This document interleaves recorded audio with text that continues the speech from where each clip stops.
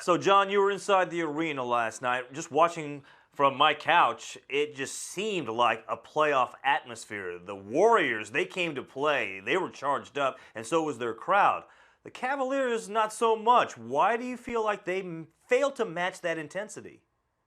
You know what, Michael? I'm not sure if it was a failure to match the intensity, but I think more so it just gives you a sense of how good this Golden State team is if you do not execute. If you allow Golden State to play at their pace, they play one of the fastest paces in the NBA, and they have for a number of seasons.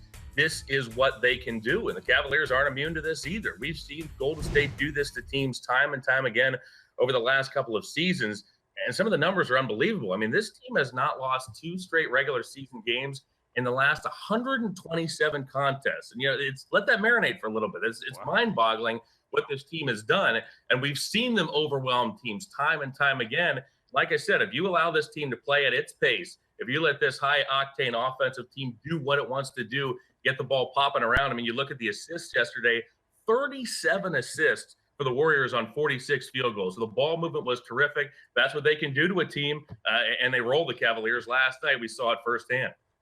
What sort of message do you think the Warriors sent to the Cavs?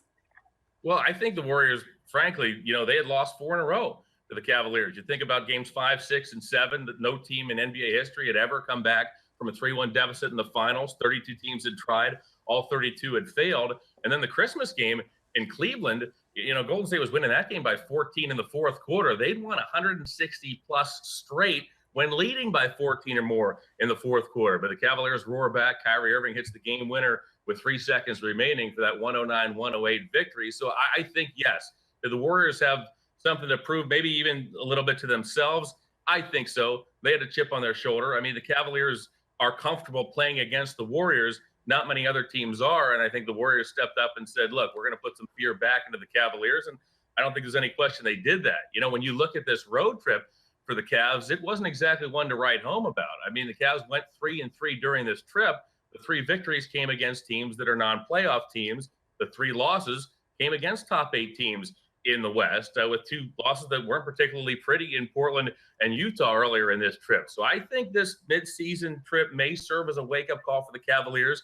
You have these from time to time during an 82-game season, and maybe it's not such a bad thing if you're a Cavalier fan, because clearly this team right now isn't playing at the level that it needs to achieve its ultimate goal, and that's bring another championship back to Cleveland. So maybe this does serve as a wake-up call. The Cavaliers, to a man, have said we have a lot of things we have to work on.